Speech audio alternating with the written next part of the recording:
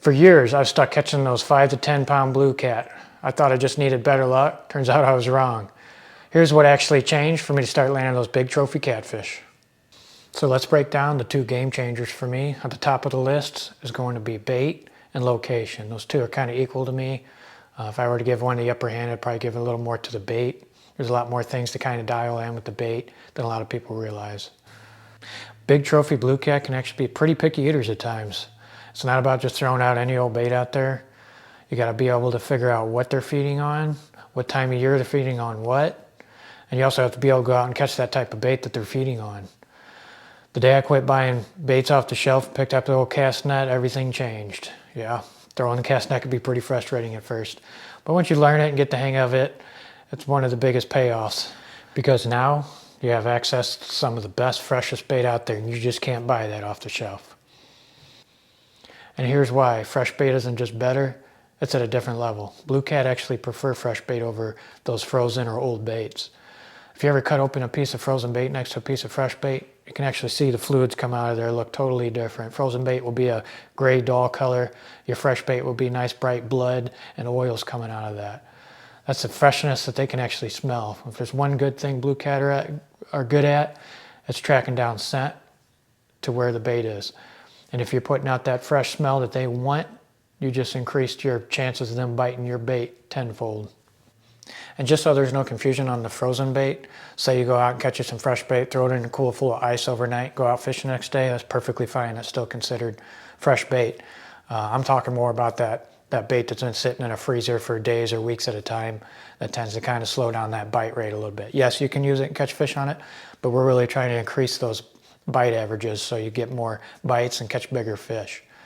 Because once you start paying attention to these little details, you'll start noticing getting into bigger fish away from those 5 to 10 pounders.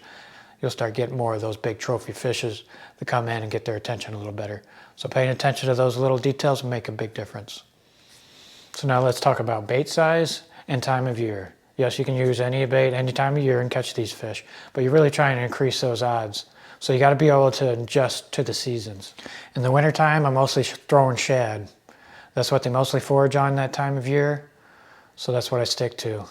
As it warms up, I started throwing out more baits, more variety, start getting into using like your bluegills.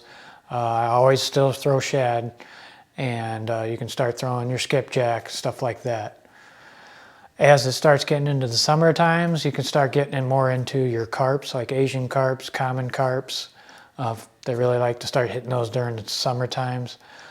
Good thing about some of those carp, they stay on the hook well, especially that Asian carp. It really sticks on that hook. It's like a piece of leather. You can catch multiple fish on a piece. So those are some baits you can use seasonal. You got to be able to adjust to that. And as far as sizes go, wintertime I use small pieces. You can actually catch, I've caught them 70 to 80 pounds on a little cracker sized piece of shad like that. So you don't always need a giant bait for big fish. But as it warms up, I like to start upping the size of my bait, bigger chunks. And you'd be surprised how big you can go and catch some of these big fish. Because once you actually get one in your boat and see the size of their mouth and head, you can start understanding the size of bait they can fit in there. So don't be shy to go big as well when the time is right. So that's the basics of the baits. I could go on for hours about talking baits, but if you just stick with freshness, go with baits native to the waters that they swim in. Adjust to the seasons with your baits. And if you do need to use a frozen bait, try to go with like a skipjack. For some reason, skipjack does just fine frozen. It may get a little mushy trying to keep it on your hook, so maybe put it on while it's still slightly frozen so when you cast it out, it doesn't fling off. So that brings us on to our next subject, and that's location.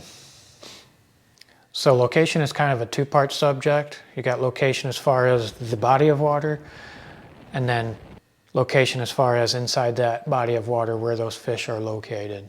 And here's something I had to learn the hard way, is not every body of water has big trophy fish.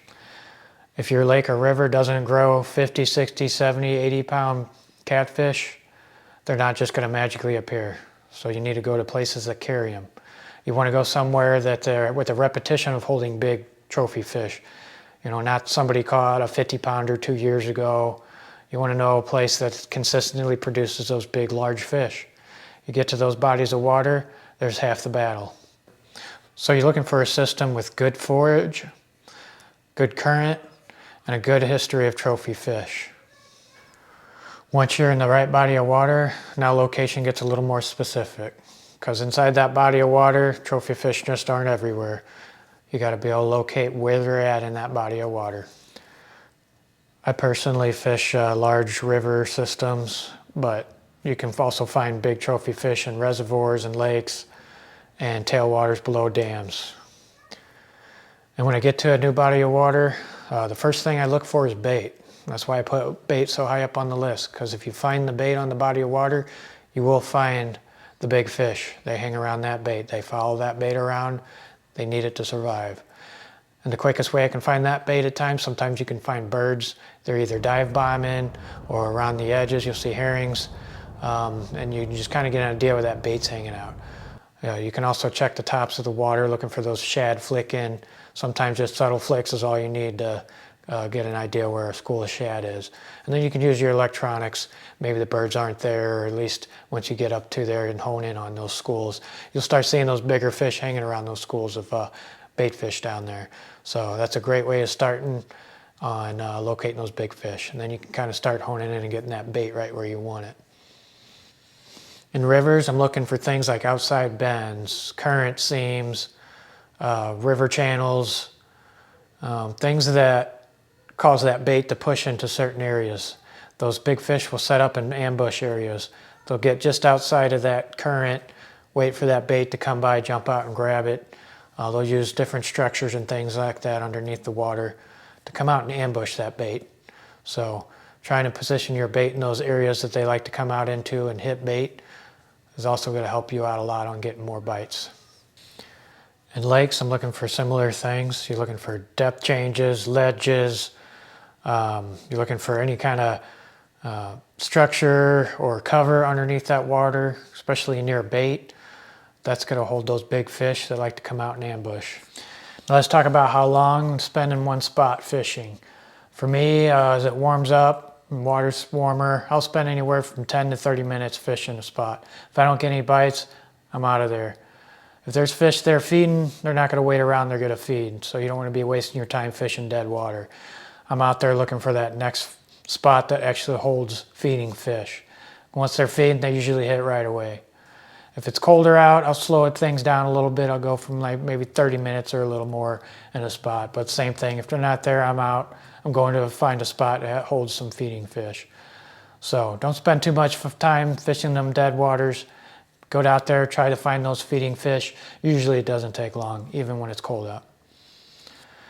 Now when it comes to night fishing, it's a little bit different. I don't do any night fishing in the wintertime, but if things warm up, that night bite will start to pick up. I'll start doing a little more night fishing.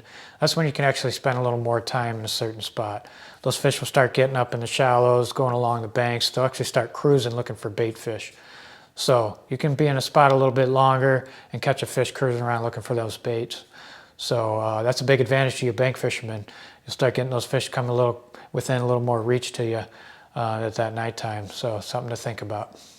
But also here's something where a lot of guys get stuck. They start fishing memories. The more you fish and you start catching these fish, you'll start getting those good spots. Sometimes that can be a pro and a con. You'll go from fishing this spot to maybe you caught a big 70, 80, 90 pounder last season, and you just want to go to that spot and fish that spot, and you're not catching anything, and you just don't find it hard to leave because you know it's a good spot. Things change, seasons change, weather changes, bait fish change. Those bait fish move around, and big fish are going to go there. So you got to be able to adjust. Those good spots may be a good spot one day and not so much the next day. So don't be afraid to go out and try new things and find new spots. Usually my biggest fish are always caught the first time fishing a good spot. But there are a few spots that I have that I've gone back to and caught more. So keep that in mind. Don't get so stuck on fishing those memories. Move on to good, better spots if you need to. And just remember, big fish aren't loyal to spots, they're loyal to food. That's their survival. Next, we're going to discuss gear. So the good thing about catfish gear is it doesn't have to be expensive. You can get good, reliable gear that can handle big fish for a reasonable price. anywhere from the lower end to mid-grade. Rods, reels, those things, there's a lot out there to choose from. It's just kind of a personal preference. A lot of those, as long as they're sturdy enough, they'll be fine. You can catch multiple fish on them. What I'd be more concerned about is having a good strong fishing line, good strong knots, and sturdy hooks. And as far as rigs go, I like to just keep it simple. When I first started out, I went basically with the Carolina type rig. You start off with that, you're going to be just fine. That will catch a lot of fish. I've caught tons of fish. All my biggest fish were all caught on that. You don't have to complicate it. And as the more advanced you get, you can start trying different things. Some of the stuff's a little bit of a gimmick, but you know, when it comes to bumping or different methods, approaches, or dragging, then you do want to kind of change up those rigs a little bit. But for starting off, anchor fishing, just using the old Carolina type rig with a sinker slide does just fine. So if you're stuck catching those 5 and 10 pound fish like I was, it's not that you're unlucky, you just got to change a few things. So hopefully these tips will help increase your chances of getting that big giant trophy up on your shoulder for that perfect picture. If you like this content, please subscribe. If you need a little help and advice on catching some of these baits, here's some other videos, and we'll see you on the next bite.